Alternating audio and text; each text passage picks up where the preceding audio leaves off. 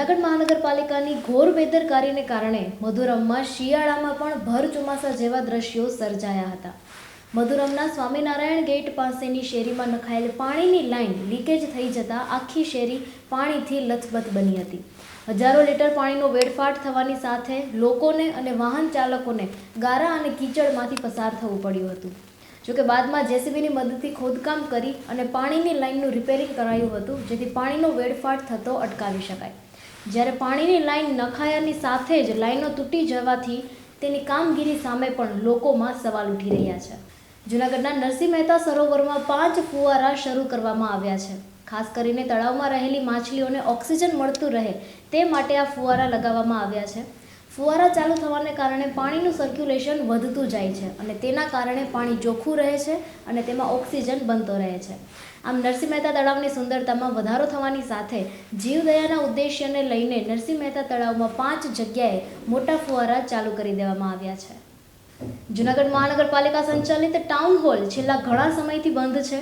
આ ટાઉન હોલનો સુરતની એજન્સીને 12 lakh ખર્ચીને stability report મંગાવ્યો છે. જોકે જોવાની ખૂબી એ છે કે સ્ટેબિલિટી રિપોર્ટ આવે તે પહેલાં જ નવો ટાઉન હોલ બનાવવા માટે 43 કરોડનું ટેન્ડર બહાર પાડી દેવામાં આવ્યું છે. ત્યારે શું મહાનગરપાલિકાને અગાઉથી જ ખબર પડી ગઈ હશે કે સ્ટેબિલિટી રિપોર્ટ પછી ટાઉન હોલને પાડી જ નાખવામાં આવશે?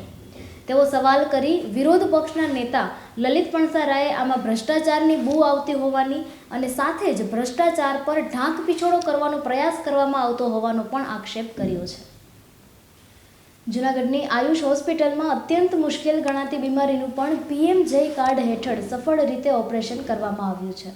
આ અંગે આયુષ હોસ્પિટલના ડૉક્ટર ચિરાગ માકડિયાએ જણાવ્યું હતું, એક 48 વર્ષીય મહિલા દર્દીને 5 વર્ષથી ગળાનો ભાગ સોજેલો રહેતો હતો. જાણીતા ENT સર્જન પૂર્વાંગ વાઘેલાને તપાસ દરમિયાન જાણવા મળ્યું કે દર્દીના ગળાની ડાબી બાજુની થાઇરોઇડ ગ્રંથિ ફરતે ગોઈટરની મોટી ગાંઠ વિકસી રહી છે, જેને કારણે દર્દીનો આજીવન અવાજ બદલાઈ શકે છે અથવા તો અવાજ બેસી શકે છે. આવી તકલીફ વચ્ચે પણ ડૉક્ટર પૂર્વાંગ વાઘેલાએ ઝીણવટભર્યું સફળ ઓપરેશન કર્યું છે. જૂનાગઢની પટેલ કેળવણી મંડળ અપર પ્રાઇમરી ગર્લ્સ સ્કૂલમાં મિશન લાઈફ અંતર્ગત એક સેમિનારનું આયોજન કરવામાં આવેલ હતું. PM નરેન્દ્ર મોદીનું મિશન લાઈફ અભિયાન ગુજરાતમાંથી શરૂ કરવામાં આવી રહ્યું છે.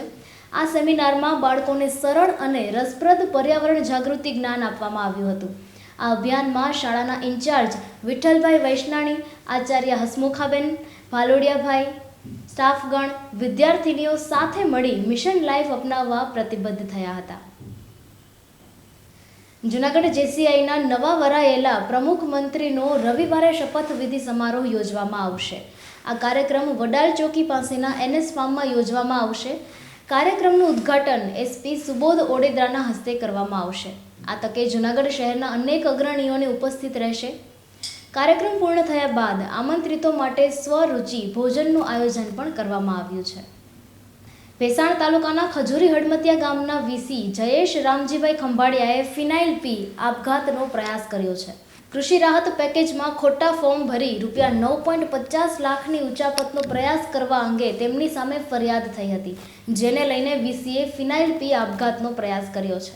આ VCને ફોર્મ ભર્યા એમાં કે ખોટા નામ લખાવીને કાવડિયા એ પછી હું ના હોય ઓફિસે ફોર્મ ભર્યા ને ફોર્મ જાગા થઈ ગયા ને અને ભૂલ થઈ ગઈ સમજ્યા. બીજું પાછા ભૂલ તો સુધારી દીધી અને દાબ ફસાવવામાં આવ્યો. આપણે ભેસાણ સરકાર દ્વારા જે કૃષિ રાહત પેકેજ 2025માં જાહેર કર્યું, એમાં તમામ લોકોને VC મારફતે અરજી કરવાનું સૂચના આપવામાં આવેલી હતી.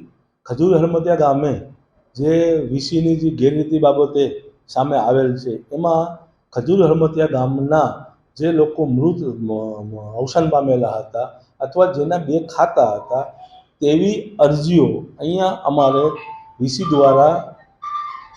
દ્વારા અરજી કરવામાં આવેલ. તે અમારા ગ્રામસેવક દ્વારા બલ્કની ચકાસણીની અંદર એને વિસંગતતા જણાયા આવતા એ તમામ અરજીઓ ગ્રામસેવક કક્ષાએથી નામંજૂર એટલે કે રિજેક્ટ કરવામાં આવી હતી અને એ રિજેક્ટની વિગતો ઉપલી કક્ષાએ મોકલતા ત્યાંથી તપાસ નિમણૂક કરવામાં આવી અને તપાસની અંદર તપાસની બાદ એ તમામ અહેવાલ જોતા આ જે અરજીઓ છે, જે મૃત માણસો છે, અવસાન પામેલા છે અથવા બે ખાતેદાર છે, એવા તમામની અરજીમાં વિસંગતતામાં જવાબદાર વીસી ઠરેલ હોય, જેથી વીસી ઉપર પોલીસ ફરિયાદ કરી અને આગળની કાયદેસરની કાર્યવાહી કરવામાં આવેલ છે.